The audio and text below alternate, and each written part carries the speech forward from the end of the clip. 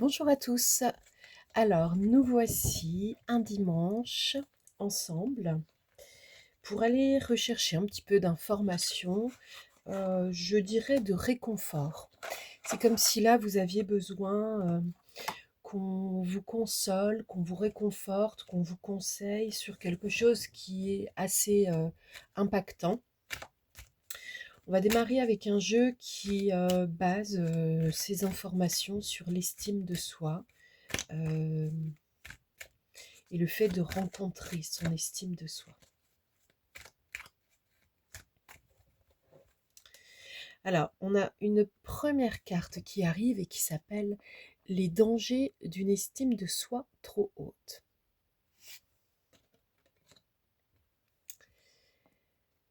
Les dangers d'une estime de soi trop haute. Une bonne estime de soi n'est pas une estime de soi trop haute. Une telle opinion de soi ne peut être que nuisible puisqu'elle ne coïncide pas avec la réalité. La confrontation est souvent difficile. Incompréhension et agressivité en sont souvent les symptômes. S'accepter comme on est demande objectivité et bienveillance, tout un travail. Bon. Alors en effet, l'estime de soi, comme pour beaucoup de choses dans l'existence, je dirais qu'il y a deux curseurs, hein. Soit c'est trop haut, soit c'est trop bas, de trop ou pas assez, le juste milieu, la voie du milieu, le bon équilibre. Bon, c'est la recherche que l'on doit produire dans tout, à peu près, hein, je dirais, comme ça, à la louche, pour pouvoir avancer correctement dans son existence. Et puis malgré tout, il y aura quand même des hauts et des bas, des obstacles, des facilités, et ainsi de suite. Mais sur l'estime de soi, là, on vous met en garde. Il se pourrait que par un mécanisme de protection, hein, acquis depuis longtemps, vous vous surestimiez. En gros, que vous ayez un ego quand même assez imposant. Et puis finalement, quand vous vous confrontez à la réalité, allez, on respire, on laisse passer. Quand vous vous confrontez à la réalité, vous vous rendez compte parfois, quand quelque chose bloque, notamment, que peut-être, vous étiez en dehors, en dehors du champ de compétences requis pour telle et telle chose, en dehors du bon alignement, etc. Alors comment on peut améliorer l'estime de soi en n'allant pas trop haut? On peut grimper très haut dans une échelle sociale, professionnelle, dans le cadre de ses propres projets, etc. Le truc, c'est dans l'estime de soi, si on se croit supérieur aux autres et qu'on se met dans la comparaison, là, vous pouvez déjà avoir une information. Vous êtes en train de vous surestimer. Si vous vous croyez un moins que rien, moins que les autres, vous êtes en train de vous sous-estimer. En fait, un être humain, par sa simple valeur existentielle, devrait avoir de l'estime. Après, bien sûr, ça se complique quand il y a une certaine éducation, un manque relationnel dans l'enfance, etc. Mais là, on vous dit clairement, bon, on est dans une énergie où effectivement, vous avez peut-être besoin de réconfort, de présence, etc. Mais quelque part, vous êtes sur les conséquences de quelque chose que vous aviez mal ajusté et vous vous croyez peut-être parfois au-dessus d'un fonctionnement, des lois ou je ne sais quoi. Métro, boulot, dodo. Alors, métro, boulot, dodo, il y a le phénomène de l'habitude, de l'endormissement, dans ses habitudes, de la zone de confort, du mode automatique qui ne donne rien de créatif. Donc c'est à éviter. Rongée de remords. Bon là, clairement, je dirais qu'il y a quelque chose qui commence à faire jour en vous. Vous commencez à vous dire, ah, si j'avais fait autrement, pas si j'avais su, parce que vous savez que vous le saviez, mais si j'avais fait autrement. Rongée de remords, de regrets, écoutez, ça fait partie du processus, hein, de dégustation et de digestion de la désillusion. C'est comme ça, c'est la vie. Si vous aviez fait autrement, les choses seraient autres, c'est sûr. Mais en fait, le passé est passé. Il est en train de se digérer. Donc laissez-le passer. C'est comme si finalement vous veniez de manger quelque chose, je ne sais pas, on est le soir, vous réalisez ce que vous avez mangé le midi, et là vous vous êtes rongé de remords. Mais c'était dans vos habitudes de manger comme cela le midi. Et là, vous vous dites, mais je me suis peut-être un peu surestimée dans ma capacité à digérer les choses. Ben oui, mais c'est trop tard. Laissez la digestion, le corps faire les choses. De l'air. Bon, là, on vous dit de faire du tri. Allez. En fait, il faut se reconcentrer sur le présent, il faut faire du tri. Est-ce que j'ai besoin de ceci, de cela, les objets, les relations? Est-ce que cette relation me nourrit? Est-ce que je nourris l'autre dans cette relation? La peur d'être quitté. Ok. Comment vous sentez-vous dans l'espace de la solitude? Solitude subie, solitude recherchée, est-ce que c'est la même chose pour vous?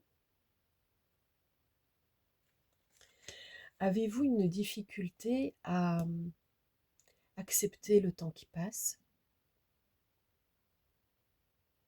Comment vous sentez-vous si vous avez des petits-enfants face à eux, puisqu'ils vous renvoient inévitablement le fait que vous avez suffisamment vieilli, vos enfants aussi, pour que la troisième génération se mette en place, si on vous compte comme la première? Ah, allez, à l'heure de la retraite. Auriez-vous besoin en ce moment, tout particulièrement, que l'on s'intéresse à vous parce que vous ne savez plus dans quelle case vous êtes au niveau socio-professionnel, vous ne savez plus si vous comptez pour les autres? Il y a quelque chose qui est en train de s'évacuer, c'est bien, respirez, laissez passer. Laissez passer tout ce qui est lourd finalement, tout ce qui est complexe.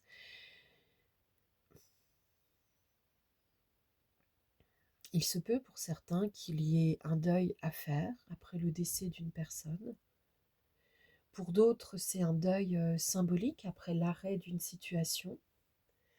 Euh, Quelques-uns, quelques-unes d'entre vous auront aussi la possibilité de préparer le deuil parce que vous êtes un tout petit peu plus aux commandes dans la prise de décision et dans l'arrêt d'une situation, comme par exemple lorsque quelqu'un met fin à un contrat de travail ou demande le divorce, etc. Il y a des situations où en fait c'est l'autre qui nous impose sa décision et puis parfois on prend la décision, mais néanmoins il y a un processus de tri, de nettoyage. Quand une situation est appelée à s'arrêter et qu'on en a déjà conscience, il est bon en effet de se dire, bon allez, ça s'arrête, ça va faire partie du passé. Qu'est-ce que j'en retire de bon et qu'est-ce qui était difficile pour moi dans cette situation? Dans ce qui était difficile, puis-je comprendre un enseignement, saisir quelque chose de façon intelligente afin que je puisse éviter de recommencer cela? Parfois, c'est par exemple mettre des barrières dès le début dans l'estime de soi. Lorsqu'on positionne des barrières, c'est par exemple dans le relationnel, quelqu'un qui vous dirait, je ne sais pas moi, au point de vue professionnel, sans vous prévenir, sans vous consulter, devant témoin, je eh bien, allez, bon bah, on va changer votre jour de congé, vous allez le donner à la nouvelle personne qui entre, dans l'entreprise parce que ça lui fera, du bien, à cette personne de voir qu'elle est considérée, sur, ses hobbies personnels et qu'elle va pouvoir continuer à pratiquer tel jour. OK, pourquoi pas? Vous, à ce moment-là, imaginez, vous l'apprenez au moment où les phrases sont prononcées, vous ne vous sentez pas assez fort pour contrer cela, parce que vous dites, mince, la personne qui est en entretien d'embauche, par exemple, que va-t-elle penser? Avez-vous peur de ne pas être apprécié? Avez-vous peur que l'on vous déprécie quand on va parler de vous en disant oui bon elle c'est un élément elle ou lui c'est un élément compliqué à gérer. Avec l'exemple que je viens de donner, en réalité on vous a manqué de respect en ne vous prévenant pas, on vous manque de respect et on abuse de vous en voulant changer une clause de votre contrat, en parlant devant témoin, on vous met devant le fait accompli. Et puis, il y a encore d'autres choses, mais là, on ne va pas les détailler.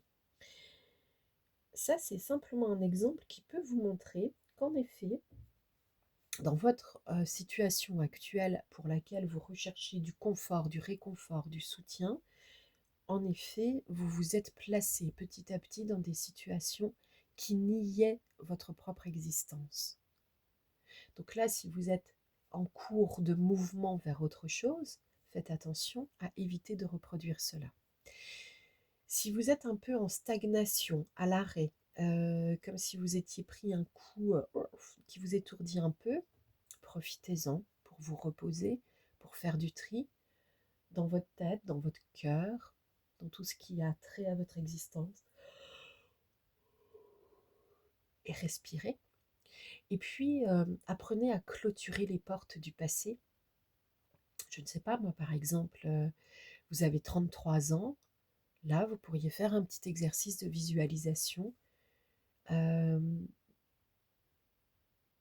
Vous venez de fêter vos 33 ans. Eh bien, fermez 33 portes du passé.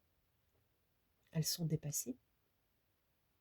Et ça, vous pourriez le faire, je ne sais pas, moi, au niveau professionnel, vous avez eu 5 jobs euh, importants dans votre carrière.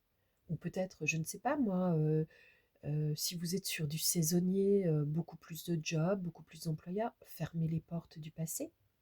Ce que vous avez été dans le passé est dépassé.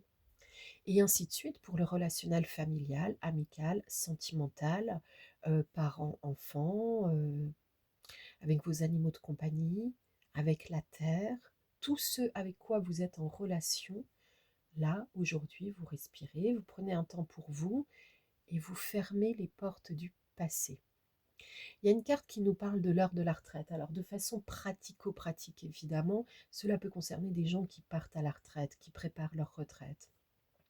Ça peut être aussi de façon symbolique des gens qui sont en train de se retirer d'une situation, de se mettre à l'écart, qui peuvent partir en retraite spirituelle, religieuse, de développement personnel, individuel et ainsi de suite. Mais c'est en fait la symbolique de la personne qui sort d'un système, normalement qui doit entrer dans un autre, mais un autre qu'elle ne connaît peut-être pas. Ça peut être le fait de sortir d'une relation sentimentale ou d'en être sorti depuis un moment et de considérer un peu sa propre situation au regard du deuil de cette situation et sentir une nouvelle rencontre arriver. Vous savez que vous pouvez pressentir les choses, vous pouvez sentir des gens arriver vers vous par le biais euh, de rêves assez lucides, de choses prémonitoires et ainsi de suite. Et parfois, vous sentez la personne arriver vers vous et vous sentez que ça va être un échelon supérieur à gravir parce que cela va vous demander d'arrêter de reproduire des schémas du passé où il y avait un peu de victimite, d'autodestruction ou de caractère bourreau, ce complexe du sauveur et compagnie. Et en fait, quand on vous demande de grandir dans l'existence, c'est pas quelqu'un qui vient en vous tapant sur les doigts avec une règle. Ce n'est pas ça. Ça, c'est ce que l'humain a appris, compris, créé dans sa fonction de pouvoir sur les autres. On a quand même démarré avec une carte qui nous disait de faire attention à ne pas trop poser son estime de soi de façon trop haute. Est-ce que pour certains, vous vous sentiez arrivé dans l'existence, posé en une façon de vivre qui était confortable, qui était géniale, qui était bien, qui vous convenait, et puis qui est en train de se modifier, de s'arrêter, de cesser. Situation qui vous appelle à comprendre que peut-être vous avez surestimé votre suradaptation dans ce rôle et que vous n'étiez pas du tout relié au cœur. C'est un peu rude, mais c'est aussi ce qui est à entendre aujourd'hui. Si vous avez besoin de sessions individuelles pour aller faire le point sur les questions que vous pourriez vous poser dans votre existence, vous pouvez bien sûr me contacter. Ce n'est jamais moi qui vous démarcherai commercialement, qui vous contacterai en premier, euh, parce que, à mon sens, cela est de la poursuite. Si vous ressentez le besoin de faire appel à mes compétences professionnelles, évidemment, c'est vous qui me contactez. À ce moment-là, je vous répondrai avec précision sur ce que je peux vous proposer avec des tarifs précis. Et puis, si c'est un projet de plus grande envergure, avec peut-être plusieurs séances, ou alors des séances en collectif, de la formation en développement personnel sur ma propre méthode, la linguistique du cœur, dans ce cas-là, évidemment, il y aura un devis. Vous pouvez retrouver l'ensemble de mes livres aux éditions BOD, principalement. Deux ou trois ont été tout de même publiés au début en auto-édition sur Amazon. Ici, c'est Interprète entre terre et ciel. C'est un livre de développement individuel à titre personnel et ou professionnel parce que dans ma capacité à vous aider à analyser votre posture, cela peut autant être valable dans le monde perso que dans le monde pro. De toute façon, dans le monde pro, on importe souvent une énorme partie d'une posture perso qui se retrouve donc pas tellement adaptée, parce que ce ne sont pas les mêmes actes, pas les mêmes pensées normalement, pas les mêmes attributions de fonctions, etc. Et puis souvent, en fait, on recopie dans notre monde professionnel du relationnel, comment dirais-je, pas très évolué dans le sens où il ne nous aura pas rendu heureux, heureuse. C'est du relationnel familial de base qui s'imprime dans notre relationnel autre. En clair, comment avez-vous été mené à maturité émotionnelle? Peut-être cela n'est-il jamais arrivé. Ça, c'est une question importante sur laquelle on peut baser bien de nos explorations. À bientôt.